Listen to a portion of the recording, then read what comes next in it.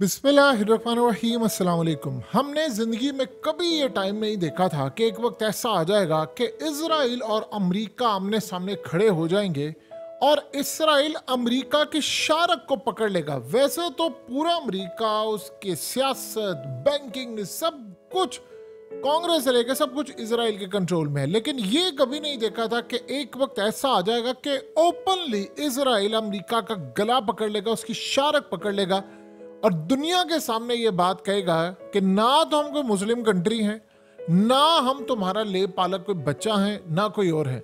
अगर तुमने हमारे मामलात, हमारे नजरिए और हमारे प्लान के खिलाफ जाने की कोशिश की तो हम तुम्हारा जो हशर करेंगे, हम तुम्हें सुपर पावर की कुर्सी से उतार सकते हैं।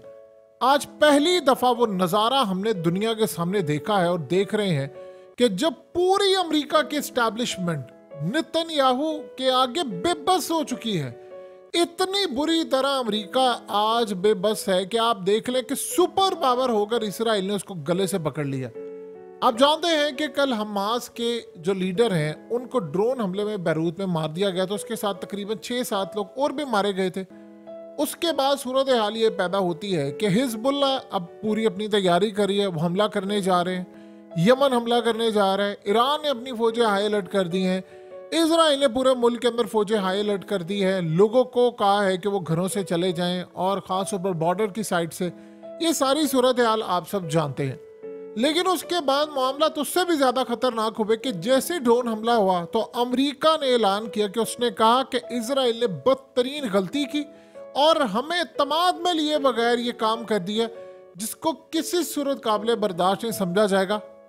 और जब ये मामला हुआ तो उसी वक्त आप जानते हैं कि जंग शुरू होने वाली है, बड़े पैमाने की जो रीजनल जंग है वो शुरू होने वाली है। और उसके साथ एक अजीब मामला था कि गुफ्तगू जो हो रही थी वो ख़त्म हुई। अब उसके बाद मामला यहाँ तक होते तो फिर अजीब था। ये इसराइल के 2 मिनिस्टर्स हैं, उन्होंने ऐलान कर दिया, उन्होंने कहा कि सारे फ़लस्तीन से, तमाम गजा से, वेस्ट बैंक, ये वो, उसे कहा फ़लस्तीनियों को अब निकालना पड़ेगा और निकाल दें इनको, इस मुल्क से ही निकाल दें। और इसके बाद अब हमें यहाँ पर लाकर अपने लोग बहाल करने पड़ेंगे, बसाने पड़ेंगे। और उसके अलावा इस जंग को ख़त्म करने का दूसरा कोई तरीका नहीं है। यानी उसने क्लियरली कह दिया कि चाहे न्यूक्लियर मारना पड़े, कुछ मार ले, कुछ भी कर ले, निकालें अब यहाँ से इसको। और नेतन्याहू ने, आप जानते हैं क्या हरकत करना शुरू की है। पहले नेतन्याहू ये काम कर रहा था कि उसने कहा कि ठीक है हम यूरोपियन कंट्रीज़ में, ऑस्ट्रेलिया में, हम कनाडा में आप लोगों को भेजेंगे।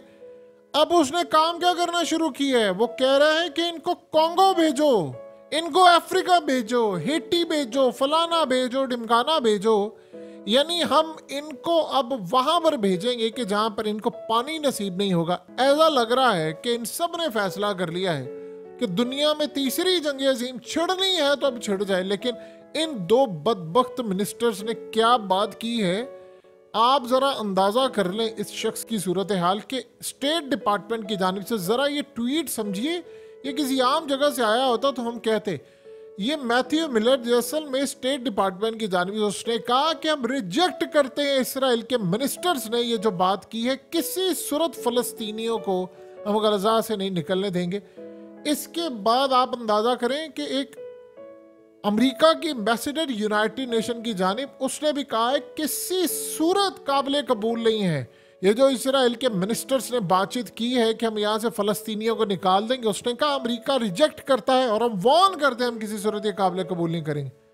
आप अंदाज़ा कर सकते हैं कि उसके बाद क्या सूरत हाल होती है। ये जो इसराइल का मिनिस्टर है इतामर बेन, आप जानते हैं उसने क्या आगे जवाब दिया है। उसने ट्वीट किया और उसने कहा है कि बिल्कुल हम बहुत अप्रिशिएट करते हैं अमेरिका को और उसकी बड़ी इज्जत करते हैं, लेकिन हम अमेरिकियों को बता देना चाहते हैं कि हम आपके झंडे में जो स्टार है हम वो नहीं है। अमेरिका हमारा दोस्त ज़रूर है, लेकिन एक बात ज़हन में रख लें अमेरिका, कि हम वही करेंगे जो हमारे हक में बेहतर है और हमने यहाँ पर इनको निकालना है, हम निकाल कर रहेंगे और हम इस सारी सूरत हाल में यहाँ पर इसराइल की फ़ौज लाकर बहाल करेंगे, हमास नहीं यहाँ पर आएगी। आप जानते हैं इसका क्या मतलब है। उसने सादा अल्फाज में ये बात कही है कि तुम्हारे बाप का मुल्क नहीं है या तुम्हारा राज नहीं चलता, अमेरिका को हम कंट्रोल करते हैं, हम मालिक हैं इस मुल्क के और हम इस दुनिया के भी मालिक हैं, जो हम चाहेंगे वही होगा। तुम हमारे मामलात में सिर्फ इस हद तक मदाखलत करो कि तुम हमारा हुक्म मानो, गुलाम हो तुम हमारे। तुम्हारी इतनी औकात नहीं है कि तुम हमारे आगे बोल सको हम जो चाहेंगे करेंगे। हम तुम्हारा स्टार नहीं है जो तुम्हारे झंडे में है। यानी उसने क्लियरली ये बात कही है कि हम तुम्हारे अंडर नहीं आते, हम तुम्हें कंट्रोल करते, बाप है हम तुम्हारे। और तुमने आगे बढ़कर हमें कंट्रोल करने की कोशिश की तो हम तुम्हें बताएंगे कि जिसने करने की कोशिश की हम उसका हाल क्या करेंगे। सियासतदान, बैंकर्स, बिलियनर्स सारे के सारे इजराइल के कंट्रोल में हैं। इतना जासूसी, इतनी वीडियोस है इनके पास, इतना कुछ है कि दुनिया की कोई ताकत इनके आगे कुछ नहीं कर सकती। वरना इजराइल की क्या हैसियत, दुनिया की आबादी है तकरीबन 8.25 अरब के करीब, तकरीबन 8.25 अरब के करीब, 90 लाख है ये लोग, और उनमें से भी 6 से 7 लाख लोग निकल चुके हैं और तकरीबन 10-15 लाख लोगों ने बैग पैक किए हुए हैं, जो कि जंग बढ़ने जा रही है। और 16 लाख इनमें वो लोग हैं जो रशिया से आए हुए हैं, यानी इनके पास कुछ भी नहीं है, लेकिन उसके बावजूद वो कहते हैं कि हम दुनिया के बाप हैं, क्योंकि उन्होंने हर बड़ी पोस्ट के ऊपर जो लोग हैं उनकी वीडियोस, उनका पता नहीं क्या कुछ बनाए और कंट्रोल करते हैं। अब इस सारी सूरत हाल का आप अंदाज़ा लगा सकते हैं कि मामलात कितने हद तक अमेरिका के और इनके ख़राब हो गए हैं। असल में अमेरिका ने इनको बार बार मना किया था कि आप ये काम ना करें, ना करें। उधर यमन ने 2 बैलिस्टिक मिसाइल जो हैं वो अमेरिका के शिप्स पर फायर किए हैं। अभी उसकी फर्दर कोई अपडेट नहीं आई, लेकिन इस सारी सूरत हाल में आप अंदाजा कर ले, अमेरिका उनको कह रहा है कि मना किया था तुम्हें कि तुम ये काम ना करना, ना करना ये काम। अमेरिका ने उनको कहा, आप अंदाजा कर लें कि अमेरिका ने उनको कहा कि 1 जनवरी तक, न्यू ईयर तक तुम लोग निकालो फौजें, ज़्यादा से ज़्यादा 7 जनवरी। उन्होंने काम क्या किया, उन्होंने बजाय ये करने के उन्होंने बैरूत में जाकर हमास के इस लीडर को मार दिया और अब वो वहां से जवाब आने वाले। देखिए, हमास ने तो इसका बदला लेना है इजराइल के अंदर, लेकिन उसके साथ साथ हिजबुल्लाह ने भी अब बदला लेना है और तो वो जंग छिड़ने वाली है। और उसके साथ आप अंदाजा कर सकते हैं कि ईरान भी जंग छेड़ने के लिए तैयार है और ईरान ने क्लियरली अपनी फौजों को कह दिया और डिप्लॉय कर दिए हैं कि आप रेडी रहे जंग के लिए। हम जिस जंग की तरफ बढ़े हैं उसमें इजराइल क्या, ये पूरे रीजन के अंदर आग लगने वाली है और ये बचेगा कोई भी नहीं। अब अमेरिका क्या करेगा? देखिए, अमेरिका से इन्होंने असल में फैसला कर लिया है कि हमने इस जंग को 3rd वर्ल्ड वॉर में लेकर जाना है। वरना आप बता दें, इसराइल का ये जो फॉरेन मिनिस्टर है आपकी स्क्रीन पर आ रहा है, जानते हैं उसने क्या कहा? उसने कहा कि हम तीसरी जंग अजीम के मिडल में आ चुके हैं। अगर इसराइल का फॉरेन मिनिस्टर, जो सबसे ताकतवर पोस्ट है, वो उठकर ये बात कहेगा कि हम तीसरी जंग अजीम के दरमियान में आ चुके हैं, अब हम पीछे नहीं हट सकते, तो इसका क्या मतलब है? उसका क्लियरली मतलब है कि हम तीसरी जंग अजीम की तरफ बढ़े हैं। जब दुनिया के अंदर पुतिन ये बात कह रहा है कि हम तीसरी जंग अजीम की तरफ जा रहे हैं, जब इलान मस्क उठकर कह रहे हैं कि हम खामोशी के साथ तीसरी जंग अजीम की तरफ बढ़े हैं, पूरा वर्ल्ड कह रहा है, जितने तजियानगार हैं वो सारे कह रहे हैं, वो कह रहे हैं कि हम तीसरी जंग अजीम की तरफ बढ़े हैं, तो फिर इस सारी सूरत हाल के अंदर आप बता दें कि क्या किसी को शक है कि हम इस बड़ी तबाही की तरफ नहीं जा रहे? देखिए, इन्होंने हमास का जो लीडर मारा है वो मारा है बैरूत के अंदर।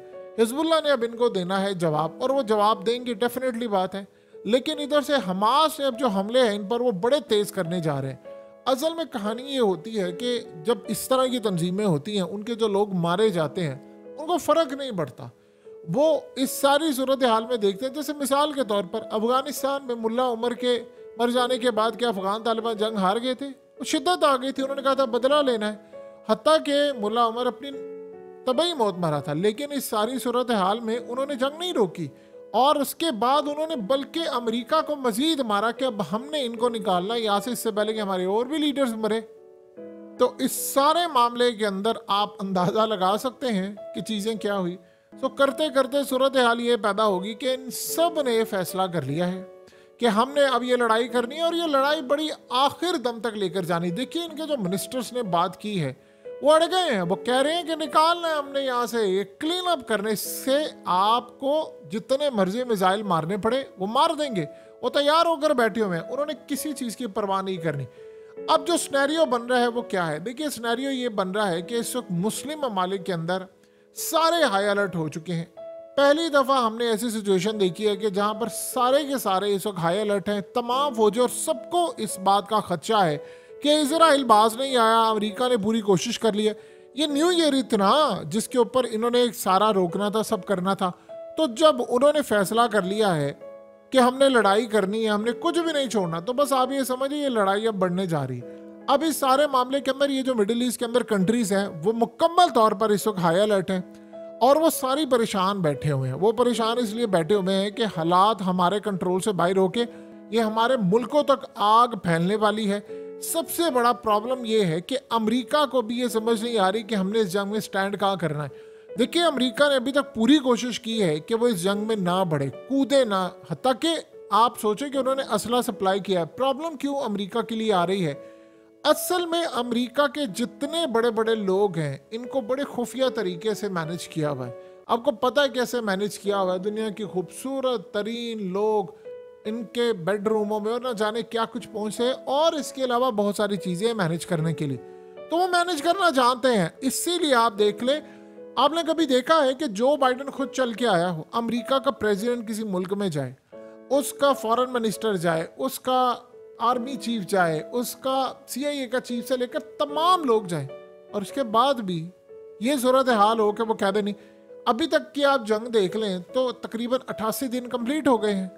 तो 88 दिनों के बाद सूरत हाल क्या बन रही है कि इजराइल जंग हारा है। लेकिन देखिए, जंगों के अंदर लोग मरते हैं, लीडर्स भी मरते हैं एक दूसरे के, ये मामला नहीं होता, ये लड़ाई चलती है।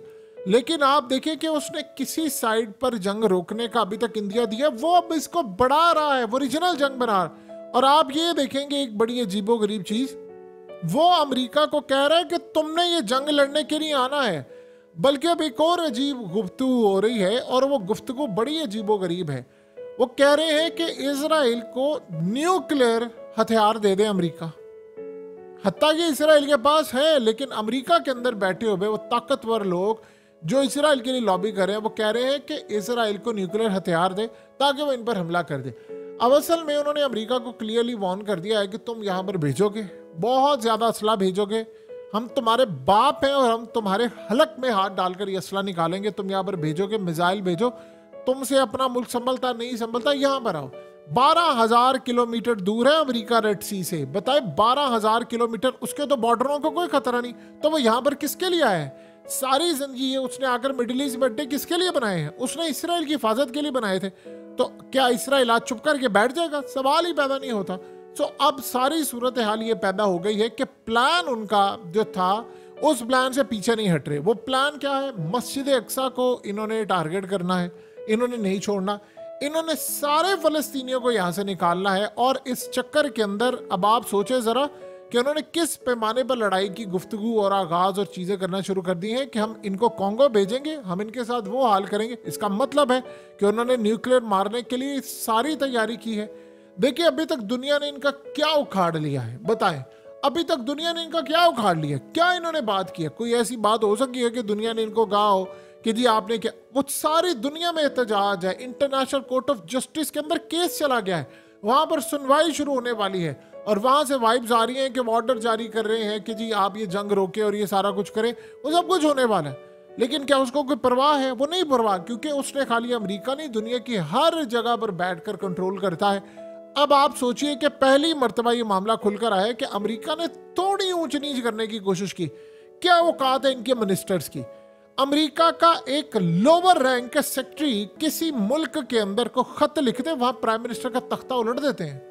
इतने छोटे लेवल का कोई मिनिस्टर अगर लिख दे, तो आप बताइए कि इस सारी सूरत हाल में इसराइल का एक मिनिस्टर अमेरिका के प्रेसिडेंट और आर्मी चीफ को गले से पकड़ता है और कहता है कि तुम्हारी औकात नहीं है कि तुम हमारे सामने खड़े हो सको, हम तुम्हें बताएंगे, हम करेंगे, तुम हमारा साथ भी दोगे, हम देखते हैं तुम कैसे साथ नहीं देते।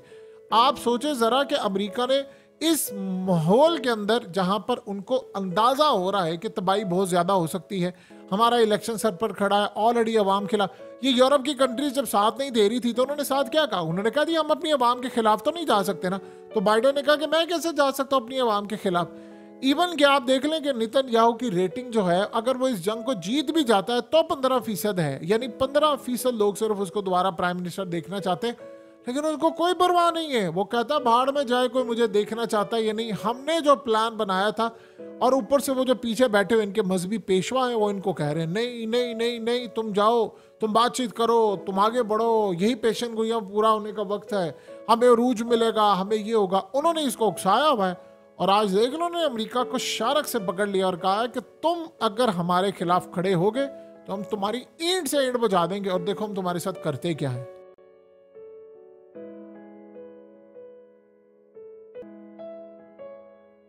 हकीकत टीवी को सब्सक्राइब करना मत भूलें, वीडियो को लाइक करें, शेयर करें और कमेंट सेक्शन में अपनी राय का इजहार जरूर करें।